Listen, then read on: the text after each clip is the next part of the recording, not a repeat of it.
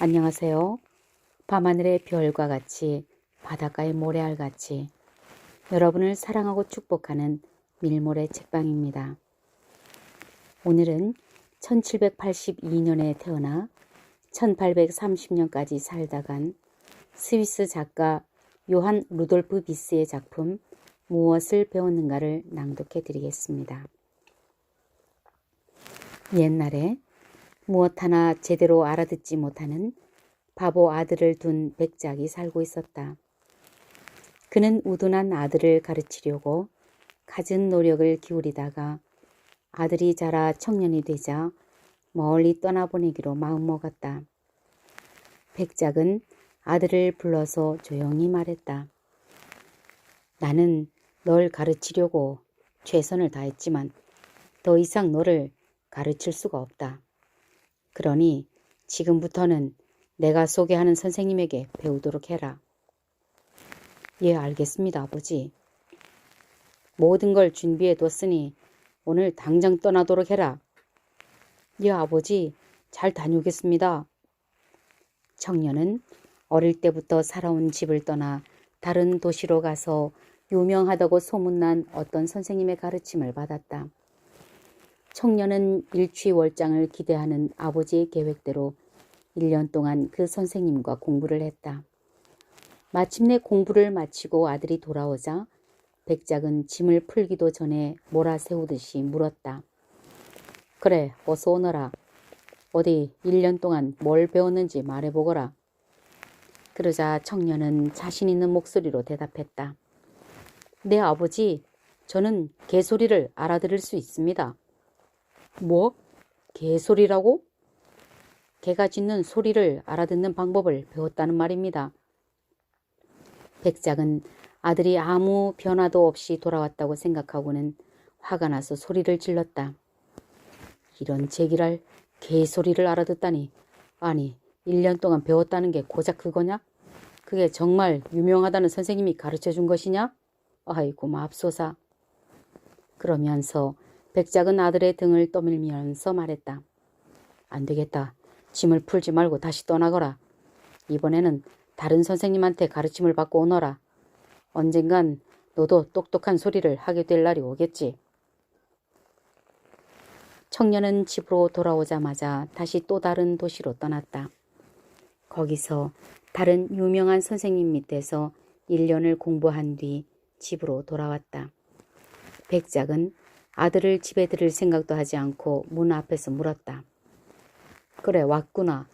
1년 동안 뭘 배웠는지 내게 얘기해봐라. 아들은 역시 지난번처럼 자신있게 대답했다. 네, 아버지, 저는 새소리 듣는 법을 배웠습니다. 백작은 더욱 화가 나서 빨갛게 달아오른 얼굴로 아들에게 고함을 쳤다. 지난번엔 개소리더니 이번엔 새소리냐? 이런 멍청한 녀석을 봤나? 2번이나 유명한 선생님 밑에서 공부하게 해줬더니 뭐 하나 제대로 배우지 못하고 헛소리나 하고 있구나. 너 같은 놈은 집에 들어올 자격이 없으니 당장 다른 도시로 떠나거라. 한 번 더 선생님을 소개해 줄 테니 이번에는 정말 제대로 배워야 한다. 만약 또 말도 안 되는 소리를 하면 나는 너를 더 이상 내 아들로 생각하지 않겠다. 청년은 또다시 다른 도시로 가서 유명한 선생님 밑에서 1년 동안 공부를 하고 돌아왔다. 이번에도 지난번과 마찬가지로 백작은 아들이 나타나자마자 다그치며 물었다. 어디 말해보거라. 그래, 무엇을 배웠느냐? 아들이 쭈뼛거리며 말했다. 네, 아버지, 저는 개구리 소리를 들을 수 있습니다. 개구리들의 말을 알아듣는 방법을 배웠다는 말입니다. 혹시나 하는 마음으로 아들의 말을 듣던 아버지는 개구리라는 말이 나오자마자 한숨을 쉬었다. 그리고 싸늘한 얼굴로 아들을 노려보다가 큰 소리로 하인들을 불렀다. 잘들 들어라. 여기 있는 이 바보는 이제 내 아들이 아니니 이 녀석을 숲으로 끌고 가 죽이도록 해라. 알겠느냐? 주인의 명령을 들은 하인들은 깜짝 놀라 서로의 얼굴만 쳐다보며 머뭇거렸다. 백작은 다시 한번 큰 소리로 같은 말을 반복했고 하인들은 어쩔 수 없이 살려달라고 울부짖는 청년을 숲으로 끌고 갔다. 하지만 도저히 죽일 수는 없어서 다시는 마을에 나타나지 않겠다는 다짐을 받고는 그냥 풀어주었다. 그러고는 청년이 죽였다는 걸 증명하려고 사슴 한 마리를 잡아서 눈을 뽑고 혀를 잘라서 갖고 갔다.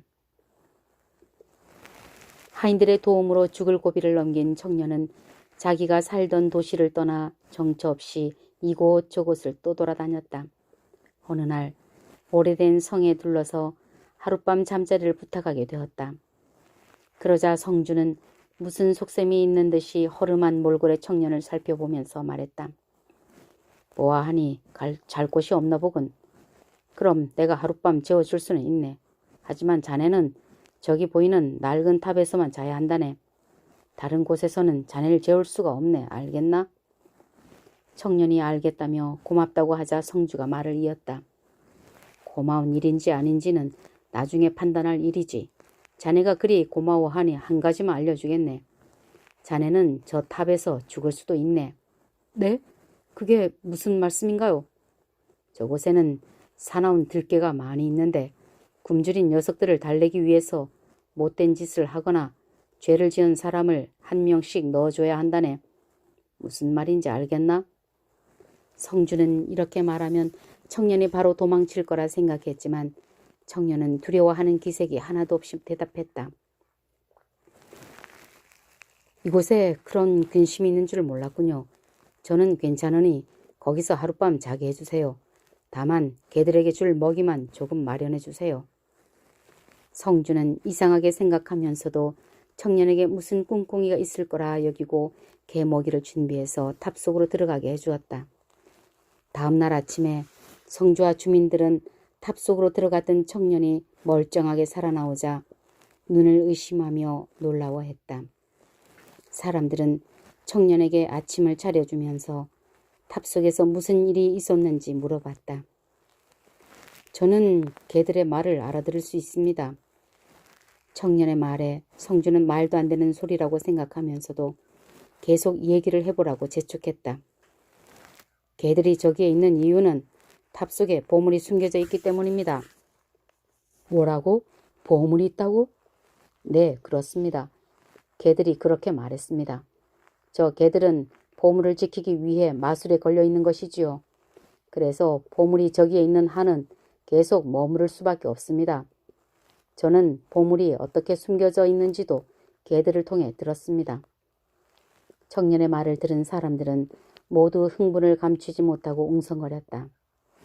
도저히 믿기지 않는 말이지만 성주는 어차피 일이 이렇게 되었으니 한번 끝까지 가보자고 생각했다.